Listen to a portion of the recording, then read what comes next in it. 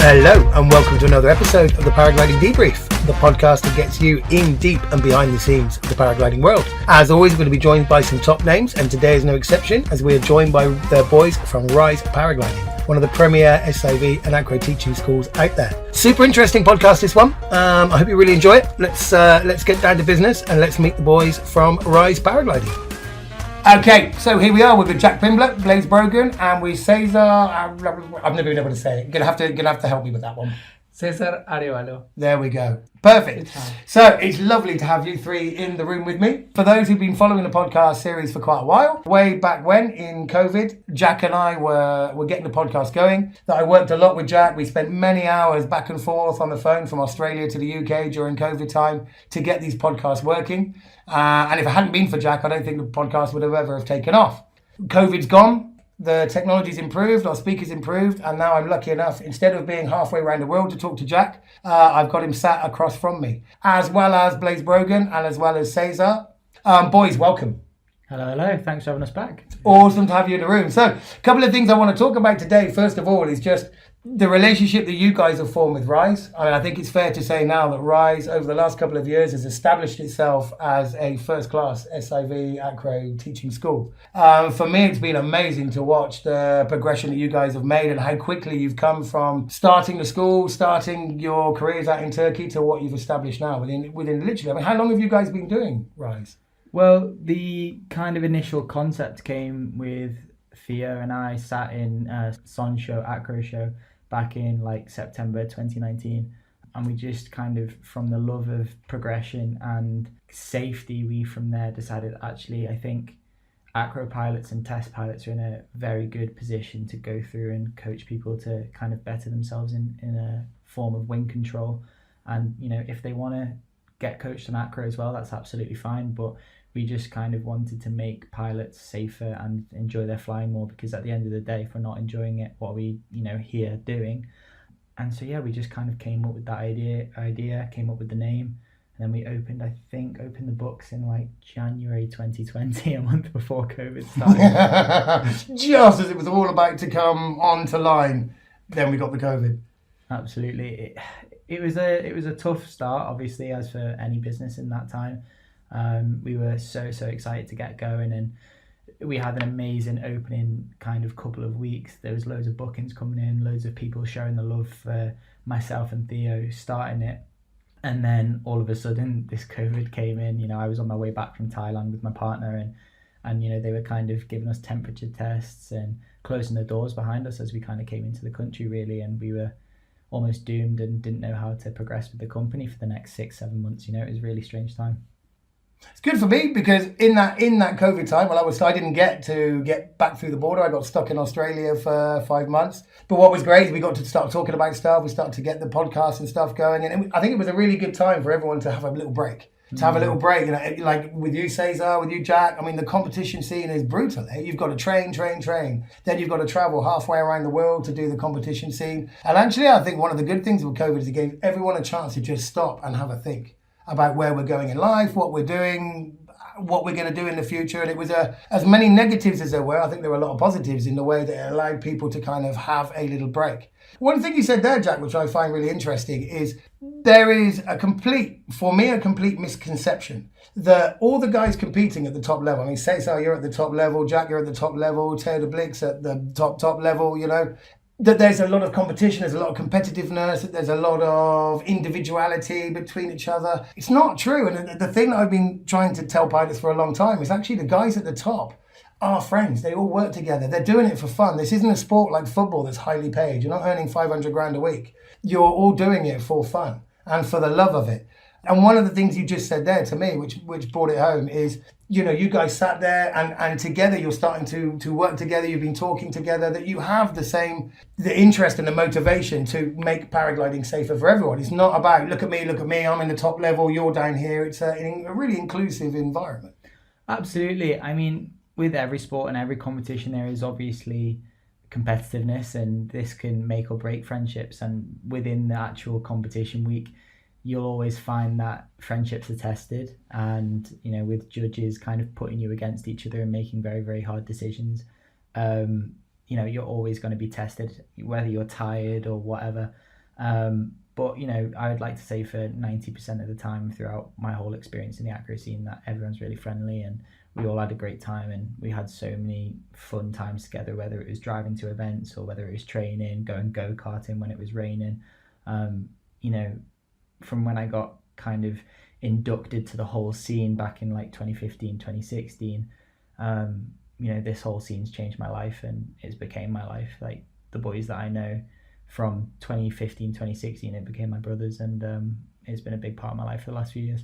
It's been fantastic because, like, you've come from the UK, and single-handedly for quite a while you were representing the UK in acro. The UK is not renowned for being the best place to train for acro, and for a long time the Europeans, the French, the Germans, the Swiss, who have better training environments, more access to training sites, have a lot better weather, were coming through, and it was lovely to see you kind of carrying the flag for the UK. Equally with you, Cesar, coming from Colombia. I only know 2 acro pilots from Colombia, which are you and your training partner. I only know him as Pepe, but what's his full name? Andres. Andres. He has also a funny name. Okay, I'm not even going to try. I'm not even going to go there. We'll call him Pepe and Cesar. It's done. So Cesar, where did you come from? Because I've been following you for a very long time. And for me, you're the only 2 pilots really representing Colombia in the acro scene, kind of like Jack is with the English scene or the UK scene. So where did you come from? How did it all start for you? Well, everything started because my father is paragliding pilot in Colombia and he had a school and everything. So I come from Bogota, right, the capital. And then, I start mostly watching videos on YouTube about acro and everything. But as soon as I finished my high school, I just follow the other pilots who were doing aerobatics. And few of them went to Nepal. So I just follow them straight away and try to figure out how to have this lifestyle and become one of the best in the world. That was the main goal, but it was definitely a change in my life. I really had to decide to go for flying every day, train like a pro athlete, and try to be there as much as I can to really become a good acro pilot or to be really in the top 10, because the acro scene the last 10 years have been a really big evolution of everything, and now it's something really technical, it's something really hard to do and be consistent. So that makes you to really push and train hard to be here. You cannot be now top 10 without train, I don't know, 7 months, a year or something like this. Is really now something that is hard to do and hard to keep there, and that's why I think the top 10 is full in love with the sport, because there is no other way that you will train so much something or be here. Your ambition right from the start, when you discovered acro, when you wanted to get into it, your ambition was to go for the comp scene, was to become one of the best acro pilots in the world. Well, everything started with a movie called Never Ending Thermal. Yeah, I know it, man. The same as me. High five on that.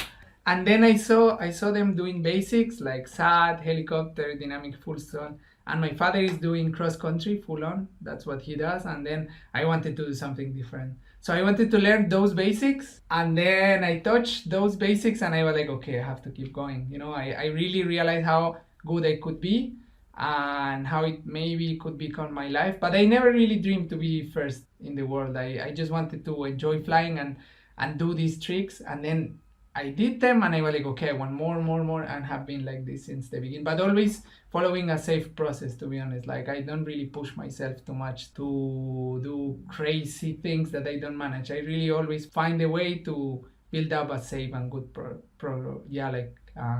progression. Yeah. And that can be hard in itself. Like, I think Cesar and I share a very similar path in that sense. Like, for me, I was a complete scaredy cat, so to have to constantly push yourself and push beyond your comfort limit was extremely hard for me. And I think Cesar and I have a very similar outlook on the sport in that sense. And so when you've got other people that maybe can push harder, they tend to progress faster. And for me, I find myself, I want to do the top end tricks, but I'll let you go first. I'll let you kind of go and invent it, and then once I see that I can kind of do it safely, I'll go and do it after you. And I feel like that's both of us. Yeah, there's definitely a pattern I see. So your father Cesar owned a paragliding school. Jack, you've been around paragliding from a very early age. Teo, I believe, also his father owned. Now you look at Raul, you look at Felix, you look at Horacio. Papa Rodriguez had a flying school. What I notice about a lot of the top guys is they've been surrounded by paragliding since day one. Do you think that makes a big difference? Because a lot of the guys I see in the top 10 have come from a childhood background, not just getting into it at 18. I didn't get into paragliding until I was 25. A lot of you guys have been around it since you were kids. Do you think that makes a massive difference? Is that an influence? Is it a coincidence or is it an influence? Of course. It makes a massive difference. I mean, you only have to speak to someone like yourself or Blaise that got into the sport later in life, and you still got into it really, really young. But for people like myself, Theo and Cesar, we were born with a set of acro handles in our hand almost, and it definitely, makes a huge difference. You can't argue it any other way. You speak to footballers, and I spent a lot of my kind of childhood, and even now, to be honest, almost wishing I could be a professional footballer. But, those kids, they were in academies from the age of 5, and even if they were perhaps gifted at football from the age of 5, the truth of the matter is that they are further along on the kind of journey of this 10,000 hours of practice to get to be a professional, and as they always say with that, 10,000 hour rule is that if you put in enough practice, you'll get there. So if you just start that journey at an earlier age than someone else and you put in the time, then of course they're going to be a little bit further along the line of progression than you are. And do you guys, both of you are flying at top level. Both of you are top 5, top 10 pilots in the world. Do you believe that the 10,000 hour rule, could anybody become a top 10 pilot, or does there have to be some kind of natural ability as well?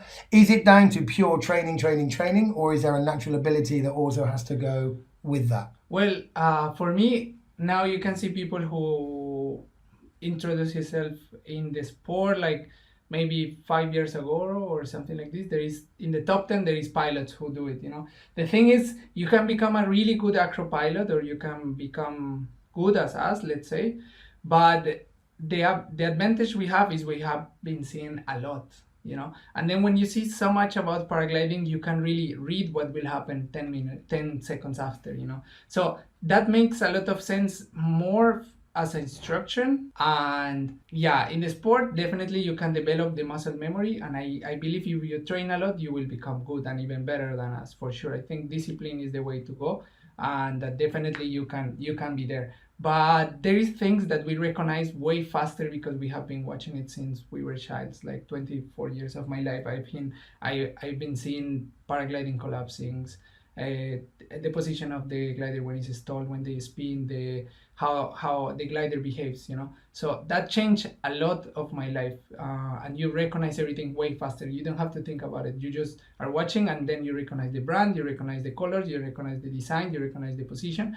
So this is what I think is advantage you will not have if you didn't really grow up in the sport. But abilities, I think you can if you train hard enough. I know pilots who did it, like mostly the French acro pilots, and some from Switzerland also. So training, for sure, I think you can do it, but there is other things that is going to be harder to process. Yeah. And it's interesting what you said. I believe that's what makes yourself and Jack and Teo very good instructors. You all three of you teach SIV, all three of you also teach the acro training. And if you spend long enough around it, you start to know each individual glider, the characteristics, how they move. And what we're doing, I'm an SIV acro instructor myself. And what we're doing half the time is we're thinking 2 or 3 steps ahead. When a glider is starting to do something, we already have 3 or 4 types of consequence that might come out of that maneuver. And what you just said then is really interesting, because gliders can only move so many ways. There is only so many mechanical ways that a glider can move: back, forward, rolling, upside down, sideways, whatever it might be.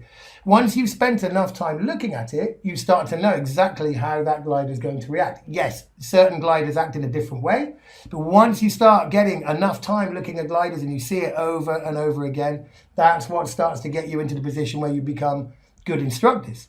I always think experience is everything, and you look, in the real world, let's say, our position in this life is incredible, and the fact we get to do our jobs is so fortunate. But if you look in the real world, let's say, you have university to look at, and you spend 3, 5, 10 years of your life studying to do a particular subject or job. And then you only actually learn how to do that job once you have spent a year or 2 or 3 or 5, 10 years, whatever, in that actual role. And it's almost the same with SIV. You know, you kind of spend your life maybe testing, flying acro or whatever, and then you start SIV, you start acro training, and it's like starting from scratch. After a couple of years, you actually then have a little bit of experience and you start to know what people are going to do before they do it. You know what the gliders are going to do before it happens. And it's a funny old thing. Like when you start anything for the first time, you know nothing, even if you think you know everything. Absolutely. And we've got Blaise sat in the corner there, being very patient there. Hello, Mr. Blaise. So I mean, I've known you, Blaise, for what, 15 years now? Coming on something like 15 years.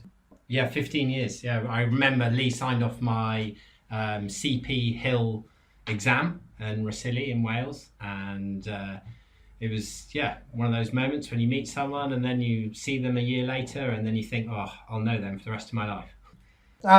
We've both known each other since we were green, and it's been so nice seeing how we progressed together. We've been friends for a very long time, and one of the kind of proof in the pudding bits about when we talk about the training is how well you've come on. I mean, what did you recently do in the last week or so? Where have you got to? Yeah, I did my first Infinity on coached radio with Teo helping me, and had a few goes on my own and got pretty close as well, but still working hard on it. One of the things that's come across for me a lot is trying to learn stuff on your own is really difficult. And you get pilots kind of who say, well, I don't want to do an SIV course, an acro course, they're expensive, or I've got to go here. What I'll do is I'll just spend lots of money. I'll spend all my months in Organya, or I'll go out to Turkey on my own. And what they tend to do is spend a lot of time making the same mistake, scaring themselves, being in a position where they try something without knowing what to do. When actually, you've proved, because you did say to me a long time ago, well, I've got a wife, I've got 2 kids, I've got businesses that I'm running. Actually, doing the acro stuff can be, and quite rightly so, it can be quite scary, it can be quite intimidating. When you start to do these kind of tricks, they are intimidating, and there is a consequence if you get them wrong. However, with the right training, and with the right person in your ear, and with the right techniques to do it, it's amazing how well you can advance. I mean, look at the progression that you've made over the last year. Yeah, I mean, it's incredible. I mean, when we started Rise, the first course here, I was just focused on running the mountain, keeping a safe course, everything. I could hardly do anything in the box. You know, I'd literally fly down, and the guys were kind of saying, come on, Blaise, give us a shout on the radio, we'll help you out. And I didn't really have the bandwidth for it. It was just, let's concentrate on getting this company going.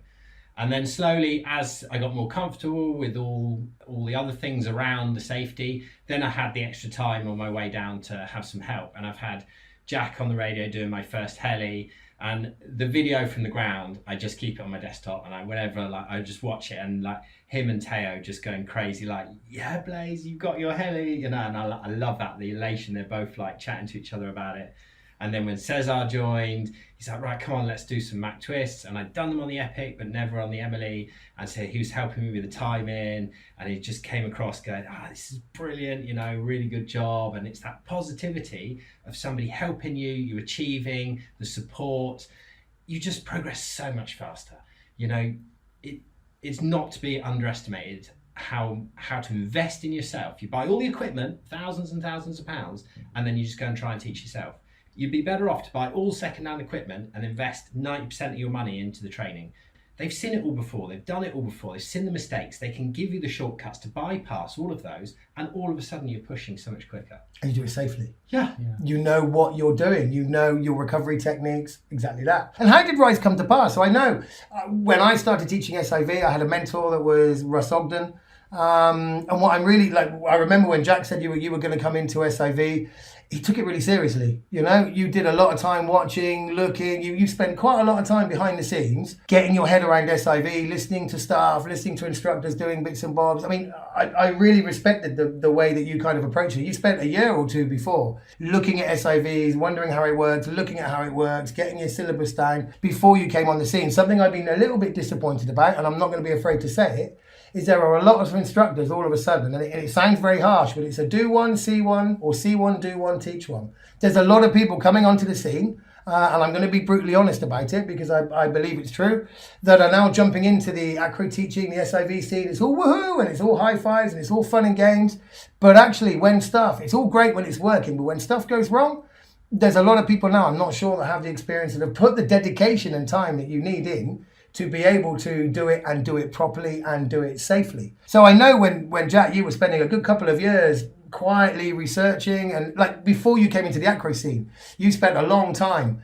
No one had heard of you to begin with, but you'd spent a long time flying on your own, getting yourself up to a level that when you burst onto the scene, you were there and ready to go. And for me, watching you do the same with SIV, when it was time to start doing SIVs, you put a lot of time into it. So how did kind of the Rise Association, or how did you all come together and get going as you are now? So obviously, a massive part of that was, understudying you and coming through and being under your wing essentially. And, I have you to thank for all of this that we have now, really. So massive thanks goes to you for kind of trusting me to come under Free Fight Academy and start doing the acro coaching when I did. And it was brilliant to do the first kind of 3 or 4 courses, 2 years almost, of doing that coaching with you and seeing how you work. And I really think that a British SIV is kind of, I wouldn't say unlike any other, but they're a very particular styles. The way we do it, you can see across the different countries. You've got, the French SIV is typically over a weekend, 3 days. You go about it in a certain way, and the British SIV schools run it in a certain way as well. And kind of studying that, so essentially I could try my best at running a course, and making sure that people got the best of it. Because at the end of the day, people approach you and give their hard-earned cash that they've spent however long to earn, whether it's a year, they've saved up all that money.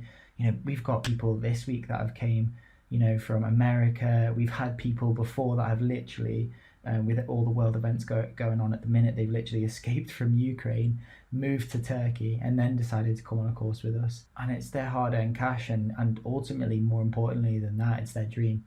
And you have to give everything you can get to make sure that you got their dream and you take them to where they want to be. Ideally, obviously, there are some barriers to making that come true, but hopefully you can make their dreams come true. And I think it's a very, very serious job. And unfortunately, you do see some people in the last couple of years that are kind of approaching it in a slightly different way. But I always kind of take it in the standpoint that, we take it seriously so they don't have to. We drill in the safety points, but if we take it seriously, they can focus on doing it and having fun, So you and Teo were talking about it while you were doing the acro comp. So Cesar, where did you come into the fold? At what point did you, Teo, and now yourself, Cesar, come into the picture? I think I can answer that because we were fully booked and I was turning people away all the time. And I said to the guys, look, we need to put on more weeks or we need to find another instructor. And I was mentioning this to Jack and Teo for about a year. And then I remember when Jack phoned me and he's like, Blaise, we found him.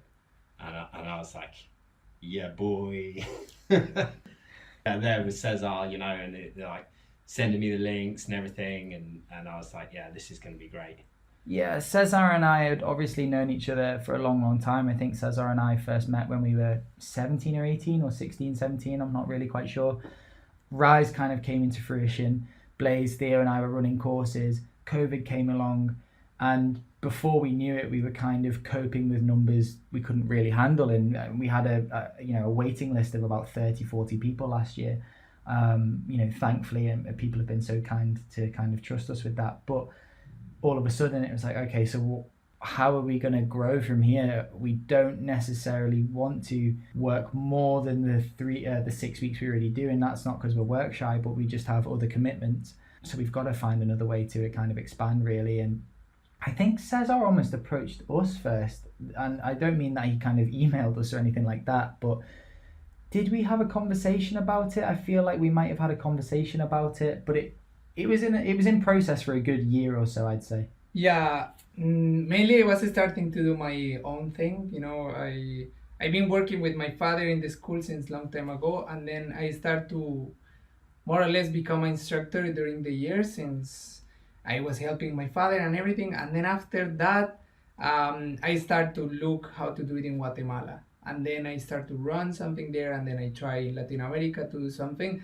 But I knew that if I want to do something, I will do it when I feel really comfortable with it. I was like, okay, if I do it, have to be safe, have to be high. I know how to approach to the people. I want to be ready for that, you know.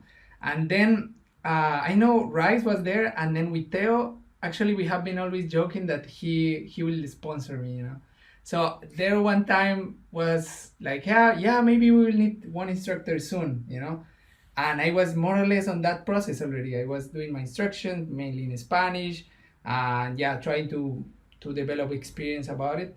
And then with Jack last year, we were more serious. We were talking about more serious, like the summer before we talked, but not so much. And then last year we were like, okay, we have to figure out how to do it because now it's necessary. And I want that you develop this, we do that. Maybe you come in October, you try, we see how it goes and everything. And I was super excited since the beginning. I was like, yeah, let's do it. I will go, and then I want to be prepared for that. This is the way I work. And actually, when they show me the way they work, I was like, I work like this, you know, it's the same way I do it, because the same mistakes I find with other SIBs, I was trying to develop my own way to do it, and then they do it more or less how I do it. So I find out in October with the first experience, like, yeah, I think it's nice, and then I don't know, it just really flowing, you know, it's just happening really natural to be with my friends that are Jack and Theo, and also with the students, because we work really similar. What I was afraid of is it's hard to handle so much people during the weeks. So I was also doing some training before with some friends, with some students and everything, to really become good at it, you know, like, okay, I can handle 9 people, I can handle 7 people, because we do it really separately, everything, you know. We don't say the same things to every student. We go in detail with every of them because they have different advantage, and so we always work on that, like really personal and private with our students, in order that they can really grow properly. So I really wanted to be good for them, and the process that we did, like 1 week in October and just watch Jack during the other 2 weeks, was really useful. And then I did another training, and this time was like full on 3 weeks training with the students and everything. And yeah, I think it was really success. I really like how it goes, and yeah, have been a really good experience. And it's lovely. And what's clear, what's clear to see is there's been some training. It's not just turning up, grabbing a radio. There's been a lot of preparation and a lot of training. And I mean, you guys are always laughing. Yeah, wherever I come down the beach, whenever I walk past you, whenever you see with the guys, there's always laughter. The relationship that you guys have in a working environment and in a friendship environment as well is incredible. And we cannot forget Blaise, because I mean, one of the hardest jobs in SIV teaching is to be at the top of the mountain with a lot of people who have a lot of nervous energy. You know, they're taking off from a very high mountain, maybe more altitude than they've had before. And to deal with that nervous, I'm so glad when I do my courses, I'm sat in the boat, because the guy at the top of the mountain has one of the hardest jobs as well. Damn straight, it's the hardest job. Man, honestly, we get down to sit there with our sunshades and what have you. It's all great. At the top of the mountain, a mountain like we have in Babadag in Turkey. Blaise, how do you handle that? Because you're always jolly, you're always smiling. How do you handle that pressure?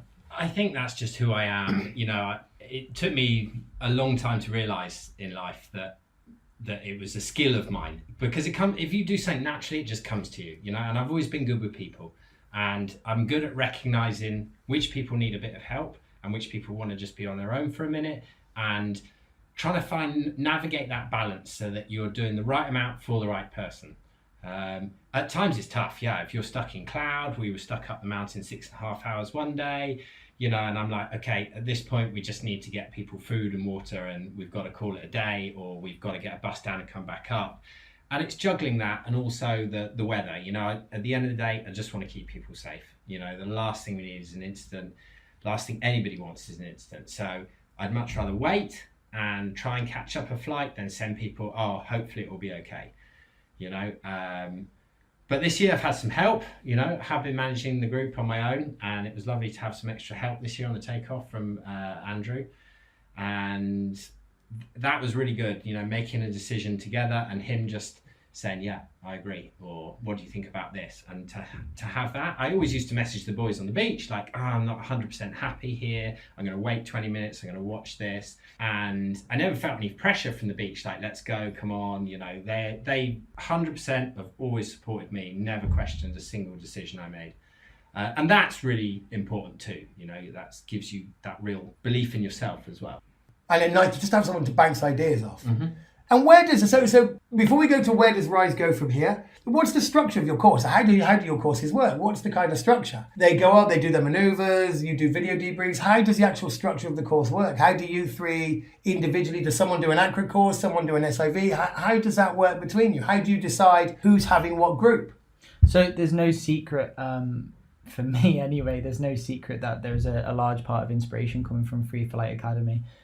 Obviously being under kind of your wing for the 2 years prior to Rise, it really inspired me to think, right, that's how you run an SIV. So we get people in on a Sunday, we do a kit check, we do a briefing, we do a landing briefing, and we go through all of the admin that there is to do, which, and believe me, there's a lot of it, as you well know. We cross all the T's, dot all the I's.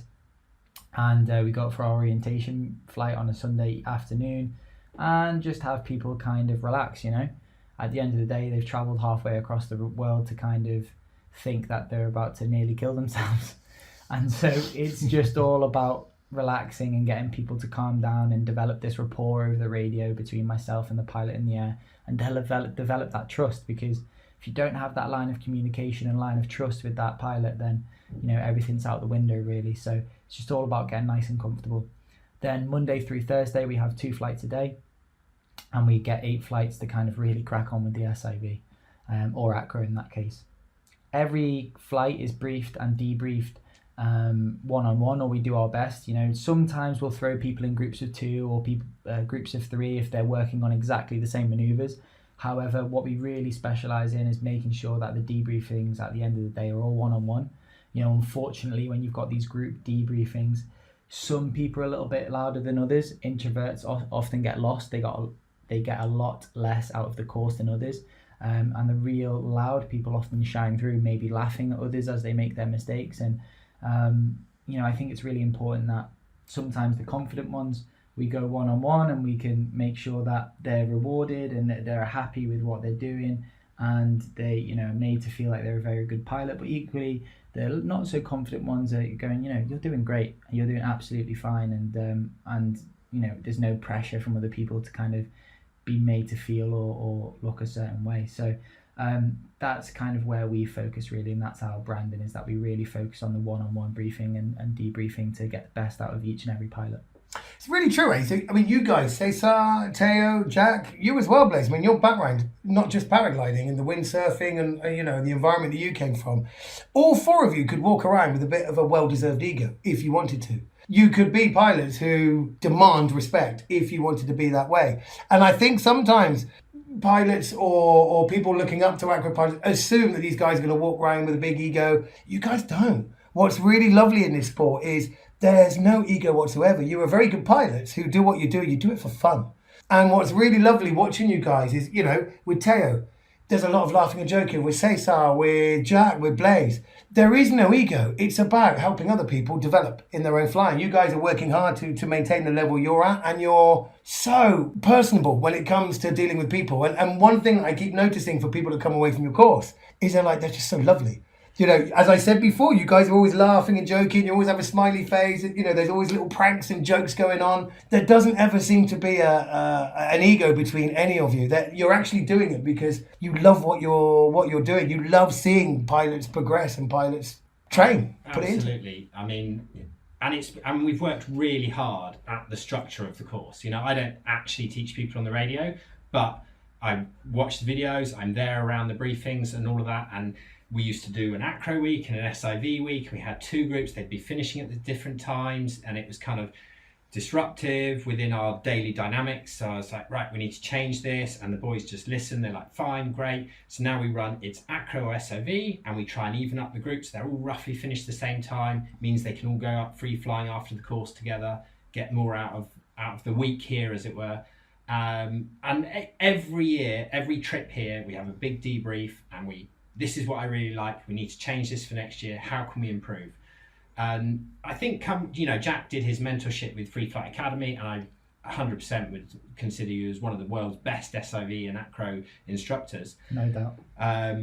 And then we got Teo coming from the French system, and I've chatted to him a lot about this. It's faster pace and everything like that. I really believe we found this kind of happy medium where, we're getting as much out of the day as possible if they can get a couple of extra flights after the course. And it's just evolving, constantly evolving, constantly looking at our processes without compromising on safety. That's the... And the evolution. So where do you guys go now? I mean, Cesar, are you still planning on competing? Are you still into that scene? Are you still pushing for the competitions? Where do you go now from here? Well, I like to do acro, definitely something I like to do, and I would like to keep going to competitions. That's the main goal for the next years, but anyway, I would like to start to jump to other projects, to do things that people never do, or something like this, go to more adventure things through the sport, a little bit of cross country also. That's what I want to do, and definitely keep my path in the instruction, because it's something it makes me excited a lot, like just to go and see the people progressing with my advices or with my instructions. That's something I really like, and I will keep going on that, and tandem full on also. And so as a whole, where is Rise going from here? Well, for me, the most important thing for us and for the brand, in my opinion, is just to hold ourselves accountable. And so we all look at each other on a day-to-day basis and just see where we can improve. We all focus on kind of calling each other out in a funny way.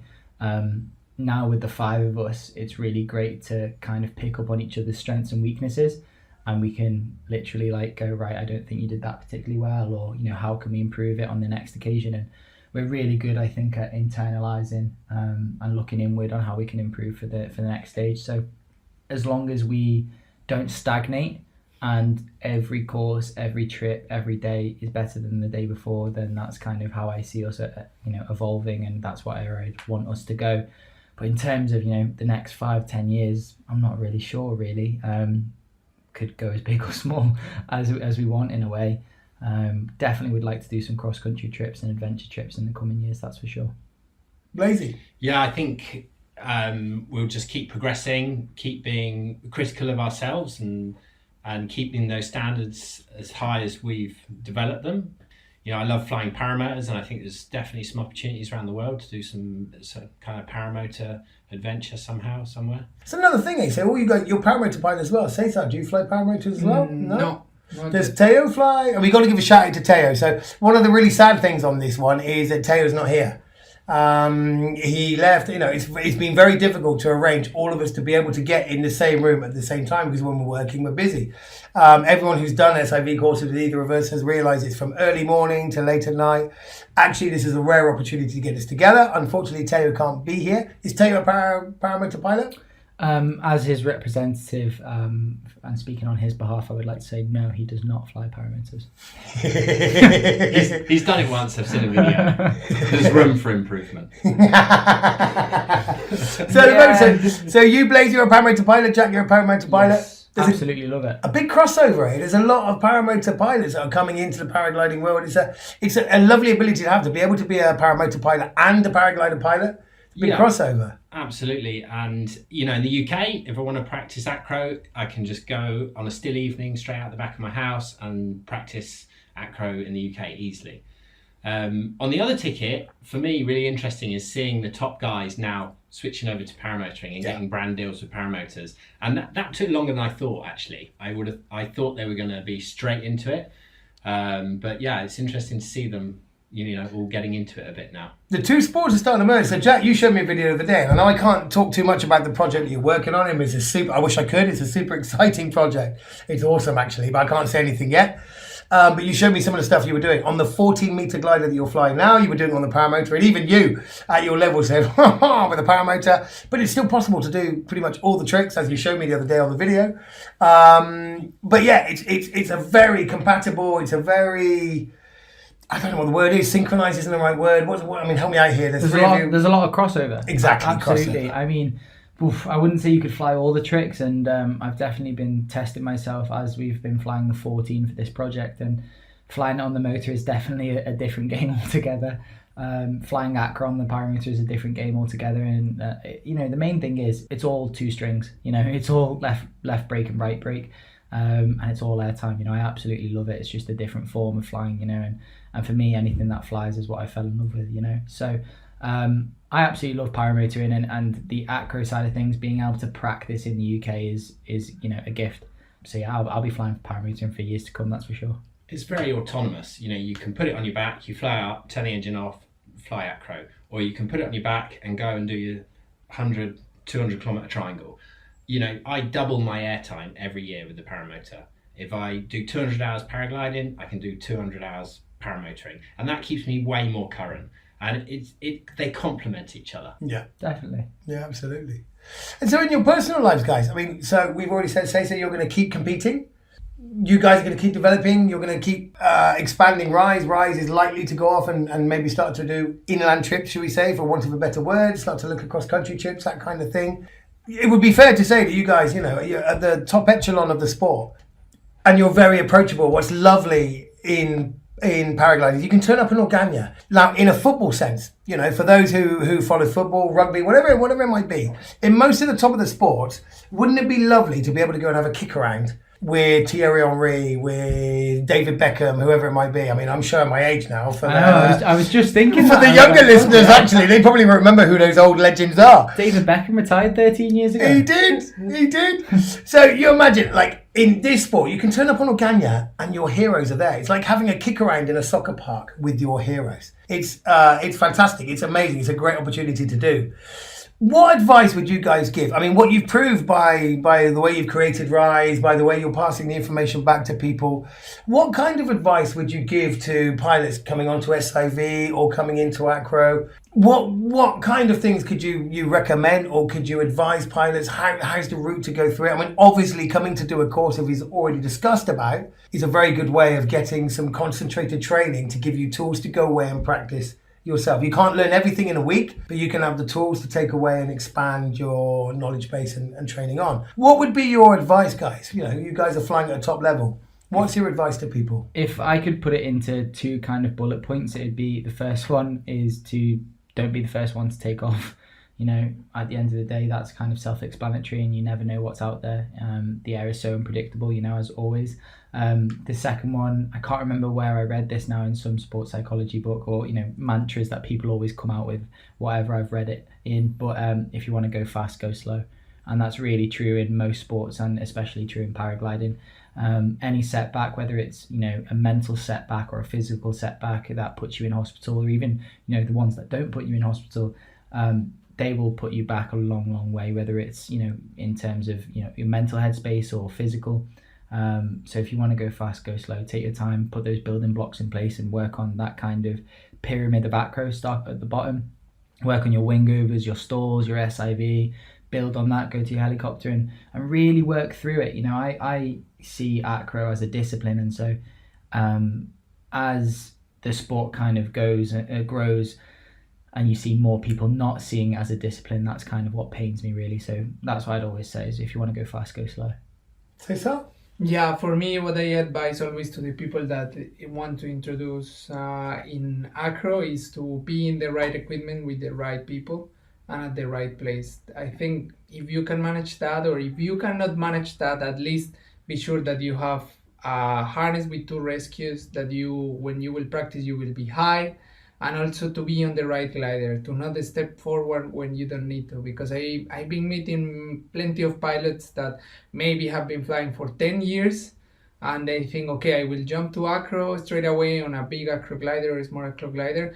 And you don't realize that every part of the sport, like tandem, paramotor, XC, acro, all of them has a process to go through. So don't think that if you are good in any of them, you will just jump to the other one and be good also, because it's just another part of the sport. So it's super important to not find yourself stuck in some situations that you don't want to find out in the end. What I've loved, Blaise, with you, and if you don't mind me saying, so you've been progressing really well. But what I love is you don't put so much up on Instagram. You don't put so much on Facebook. One of the things I've been loving about your progression, and you've done a really silent progression where you've been building up to be, you're doing some of the big maneuvers. You're one of the instigators in the BGD Epic Freestyle that's come out, and you've worked super hard. The promo video is you doing the tricks. And suddenly people go, holy shit, excuse my language. But that's Blaise. Yeah, it is. Well, where did he come from? Well, Blaise has been doing stuff for quite a while. You've not been one of these. I mean, it's good every now and again. We're all into social media. I get that. And it is lovely to have a little photo, have a little bit. It's nice to kind of go, yay, and share it with the family. What I've noticed with you is you've just quietly got on about your business and you put stuff up that is worth putting up, if for want of a better phrase. I don't know about you guys. One thing I'm concerned about is that a lot of people now are jumping some safety steps, are trying to get the nice videos for Instagram, the nice videos for Facebook. Is it about pilot progression, or is it about look at me, look at what I'm doing? Have you noticed the culture of that stuff? I mean, I'm 44 years old, almost. I've been in this sport for a very long time, and for me, coming from my point of view, I've started to see a real shift in mindset of pilots, where it seems to be more about what other people appreciating your progression than maybe you appreciating your own progression. Have you guys come across that? Is that just a thing for me? What have you found? I think it's developed in a slightly different way now. I mean, even when I first started flying acro, which obviously is not that long ago in the grand scheme of things, there were obviously the hero tricks, and you did see people trying to skip the progression really and kind of go straight for infinity tumbling kind of back then really. But now the world is made so much smaller, so you're not now trying to just impress the people on the hill. You're not trying to just impress, friends through the word of mouth. It's like, oh, that guy can do infinite, or that guy can now do infinite. The world's made so small, so you're thinking, right, if I can do this and I can do that, maybe I'll get a viral video, then everyone's going to know. Maybe I'll get sponsored, maybe I'll get money, whatever it may be. And so people do push, that's for sure. I don't think it's necessarily a new thing. People have always kind of wanted to go and do those hero tricks, but there's certainly a bit of a trend at the minute where now it's it's to go straight on Instagram almost. And even worse than that, because in the trends now, in the trends on Instagram and the way everything goes, people love to see your mess ups. People love to see you absolutely, nearly hurt yourself and create a big mess for yourself. And it's scary. It's absolutely awful, And so people are getting these viral videos and looking at them and laughing at them and thinking that it's amazing, but also kind of thinking, ka-ching, I've got a viral video here, without really realizing the potential consequences of that. And now for me in Orgagna, you've got these new people coming through, and although I'm not particularly old, I'm only 24, I feel like I've been on Orgagna a small lifetime or a short lifetime. And when we were first there, Cesar and I almost feel like we had, Raul, Horacio, Felix, all these people above us that were kind of keeping us in check, giving us a little smack around the head, when we were training in the wrong part and not training in the correct box at the correct altitude and doing tricks above our kind of capability. Whereas now people are just going and doing whatever they want and filming it and not really respecting the whole sport, in my opinion. Cesar or Blaise? Yeah, I mean, from my point of view, yeah, I've got 2 wonderful kids and a wife, and I'm not trying to be a world champion, so it's very easy for me to just take it steady. And it's only at the point where Jack and Teo are like, okay, Blaise, you need an Emily now, you need an acro glider. And I was like, no, I don't think so, and they were like, yeah, you do. And they ordered me one, and it was great, but it's still a big jump from a normal glider. You need to get out on your A glider, and you can do loads of tricks and loads of stalls and really get to know a glider and really get to know your process of safety and ability through an A glider or a B glider. And, as we all know, the most important thing is colour, so get yourself a BGD. Be safe, be seen. Safety. And if you land in a tree on a barbed wire fence, doesn't matter, any colour, any patch will do. Yeah, that'll do. If I had to cross a road using any glider, it would be a BGD, that's for sure. Hopefully I wouldn't get hit by a car that way. Yeah, but I mean, look, you can put so much time in on a B glider, and you can advance, so much and learn helico and all those things. I never thought I'd even do that. The Epic was a glider it was a low-end B glider for pilots to fly, but out of school, progression pilots. Mm-hmm. It's suddenly become this amazing glider for doing tricks and bits and bobs on, where to the point now where they've made an Epic freestyle. Mm-hmm. They've made it they've reinforced it, they've enlarged the lines, attachment points, whatever it might be. There is now, with a lot of learning, a lot of experience, comes from a lot of you guys and your feedback, there are now gliders that people can actually learn on safe. They can have some fun. It doesn't have to be that we're all trying to get to number 10, number 5, number 3, number 1 in the world. We can actually go out and have a little bit of fun, and the technology is there to be able to do that. Yeah, you can now take your epic freestyle, go to the box, and you can do a 10, 12-minute run. You can do a whole linking all your tricks both ways. You can do a run, like a competition run on that glider. And then it's got all that passive safety looking after you. And it's fun to fly. You don't even need to move on to an acro glider. If you just go out to Turkey once a year or once every 2 or 3 years, and you just want to get your fix of having some freestyle and doing those acro maneuvers, there's no reason to move on to an acro glider. If you're happy with the negative maneuvers and they're good fun. And you can have fun in relative safety. Yeah. I think for a very long time the freestyle market was misunderstood. And you look at the original kind of freestyle gliders, such as the gradient freestyle, and it wasn't made for easy acro. It's not to make a glider that is easy to do acro on. It's a glider that can fly a bit of acro and can do helicopters. I mean, you look at the freestyle, the 1, 2, and 3, they can tumble. The freestyle 2, I think I've seen videos of doing infinite on them, and the freestyle 3. And realistically, it's a glider that can do a bit of acro, but also fly cross country. And the reason it can fly cross country is because it's got energy, because it's got a higher aspect ratio than your standard acro glider, so it can glide further and perform cross country. And what this also means is that you remove a bit of the passive safety, and you also increase how quick it shoots, how fast it shoots, how quick it shoots, how far it shoots. And it was misunderstood. People thought freestyle meant easy acro glider, and it just doesn't. If you want an easy acro glider, you pick an ENA, you pick an EMB, you thrash the life out of it with a load of stalls, and you get good. You can do a few helicopters, and now with the BGD Epic and the Advanced Epsilon and this plethora of EMBs coming through now that can do all of this, SIV and acro instructors can breathe a sigh of relief putting people onto these gliders that they know will react in a very similar manner each and every time.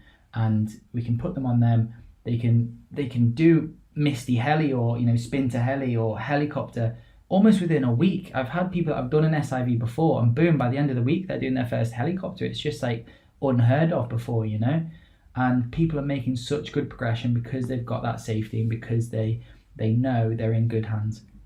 Where do we go from here? So for you, Cesar, for you, Jack, I mean, both of you are doing Superstore to Infinite. Yeah. Certainly training for it. I mean, I've seen both of you do it while I've been here. It's a super scary maneuver. So like every time is how is glider progression, or how a paraglider is going to progress? How is acro going to progress? A lot of it came then from the twisted stuff. Now there's a Superstore to Infinite. Now there's looking at variations of Mac Twist or Misty to Superstore. Where does it go? Is there a point where it stops, or is there a point where the progression will just continue? Where's it going to go from here? I don't know. Every year we find something out. There was even 2 years ago, Theo. Now what is happening is we are doing everything twisted, like trying to be full twisted all the time. Then exiting twisted, twisted stall, twisted infinite, and all of these tricks. I don't know. The problem is how consistent it could be. That's the real deal. But every year there is new challenges all the time. And yeah, like I said, just 2 years ago during the pandemic and everything, we saw Theo doing almost all the tricks, but being twisted all the time during the transitions, during the connections, during everything. So I cannot say that that's the way that we will go, but anyway, is definitely a window that we can see that we can keep pushing, and that there is people is still there doing it. So definitely it's going to be just more technical and more technical, becoming more a discipline. And for some is bad, for some is good, because some people want to have fun and compete and be good. But for some others that are training hard and they really want to be the first in the world, it's what we are looking for. If you become now the best in the world, is because you are really good at it, So I don't know, for some it starts to be a little bit boring and it's too much discipline.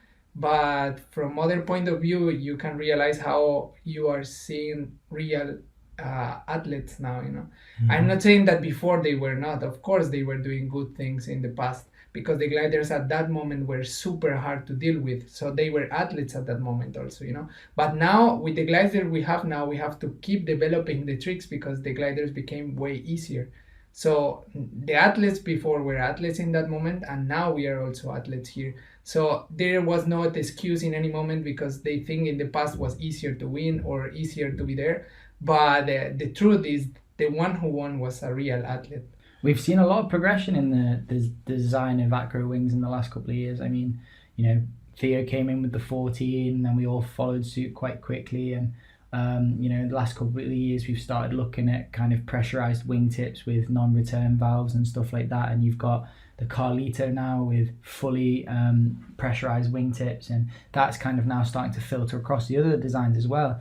And it's just ridiculous, tricks that we couldn't imagine 3 years ago are now possible, and easily possible as well for, might I say, professionals that are adequately trained with the right gear and the right safety training, But yeah, it's crazy how far the acro wings have come in the last 5 years, if not a little bit less than that.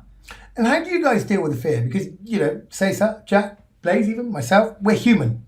Okay, so all these gliders are getting better, and we learn more, we develop more, but you've still got to try it. You've got to try Superstore for Infinite. And I remember, Jack, with being in the Blue Lagoon with my daughter here, watching you training for Superstore to Infinite, and you were getting the bag, you were catching it, and then you were going over the top. And I remember watching you round after round after round, training. How do you guys deal with the mental aspect of it, with the fear? Because a lot of people look at you guys and go, well, yeah, you're some kind of superhuman, and they forget that you're the same as everyone else. You're human beings who suffer and deal with fear the same as we all do. How do you deal with that in your mind? What's the motivation to push you through that fear barrier, to get to the other side, to learn a new trick, to try a new trick? Well, for me, how it works is I really believe in my process, like my progression, the way I see the things. And then I always, I want to go, I see the goal, I see the trick, and then I more or less develop my way to arrive there in a safe way. So my way to do it is to really analyze how to do it here in the ground. Then I go in the air, I film as much as I can, and then I start to more or less go detail by detail. Okay, first I will feel this, and then after that, and then when I have all the info in my mind, I feel the possibilities to do it. But I'm not someone who is going for it always, like, okay, let's see if it works. No, I'm always following a process to arrive there, because I know how my mind can be really intimidated if I don't have this information. So for me, what it always keeps me a little bit confident is the information I have in my mind and the muscle memory that I've been developing to arrive to the point that I will try the trick properly. And yeah, the consistency of flying, it also give me motivation first, and also believing of what I will do. For me, it's the same. At the end of the day, it can be really frustrating when you see people that progress faster almost simply because they have a better control of their mind to then push as hard as they can. For me, training Superstore to Infinite when it was kind of first invented resulted in me entering the glider and kind of throwing my rescue and going. When you say entering the glider, you mean entering the glider? You mean falling into the glider? Yeah, exactly. So it highlights the risks that are involved in some of these manoeuvres. That's the reality, especially back then. We were all flying 16 meters, and the gliders weren't as good as they are, now 3-4 years later. But yeah, I entered the glider, broke straight through the other side, and managed to get the lines off me and deploy my canopy. But from there, like what I said earlier, if you want to go fast, go slow. That was a moment where, yes, I had to push and break through that barrier to kind of see what was on the other side. But that setback set me back a long way mentally. Like, I could do all this stuff I could already do, definitely, but that commitment to then build up to Superstall again was huge. It took me such a long time to develop the mental rigidity to just go, you know what, I'm going to go hands up and let it shoot, and actually wait to see what's going to happen, Because for me, I was just so afraid of that happening again. And at the end of the day, the reality is that, when you enter that wing, it could be something that would close the chapter, And so I think a lot of people don't see it that way, but I think once you've been in the wing a couple of times, and you've been around and you have that experience, you start to question a few things. And at the end of the day, what I always kind of say to myself and the pilots that I work with is that if you want to take some solace in everything, is that we're all afraid of the same thing, which is the fear of the unknown. We don't know what's on the other side of that barrier, and we don't know what's on the other side of letting it go, letting it shoot, doing your first stall, really committing to something. But for me, I realise now that after many years of pushing myself, whether it's in paraglider and in other sports, that on the other side of that barrier is often elation and happiness and good things and improvement and progression. And so I know that once that urge to do something for the first time again has built up enough to make me push through that barrier, good things tend to happen. Amazing. Boys, I can't thank you enough for joining me. We're back. The Paragliding Debrief is back. Having had the three of you, it's a real shame we couldn't have Taylor Blick in the room as well. It's unfortunate he had to leave before we could record this. I super appreciate the three of you being here. It's been so nice to have you guys along. Thank you so much. I hope you guys at home have got a little bit from this. It's nice to get into the mindset of the guys at the other end that are committed into the sport. I can't thank you guys enough. And let's carry on as we're going. You guys are pushing the paragliding forward. You're pushing the safety courses, the acro courses. And it's amazing to see how much it's expanding, how much confidence there is now. SIV used to be a dirty word. It used to be a word that induced a lot of fear in people. There used to be so many stories around the hill. And I believe over the last couple of years, you boys have definitely helped to disband that negative aspect or that taboo subject that it is. It's been really nice to see it. It's been super nice to have you along to talk to me today. I can't thank you enough. Thanks so much. It's been a pleasure. Yeah, thanks for having us. Yeah, it was super nice to meet you. Thank you so much. And there we go. Super enjoyed doing that one today. It's so nice to be able to do podcasts face to face, especially with three really good and close friends. The boys from Rise Paragliding. Awesome. A real shame Taylor Blick couldn't make it this time, but we'll definitely try and track him down for the next one. Speaking of the next ones, we've got Richard Dolan coming up on the next episode with his unsupported crossing from west to east of Australia with Andrew Twitty. An incredible story. Unsupported paramotoring adventures across the depths of Australia. Also, we've got Russ Ogden. No need for an explanation who that is. British champion, just world legend. And we did a sit down and face to face with him as well. So plenty more to come. Loads of top names. Stay tuned. Hope you enjoyed that one today. And we'll catch you on the next episode of the Paragliding Debrief.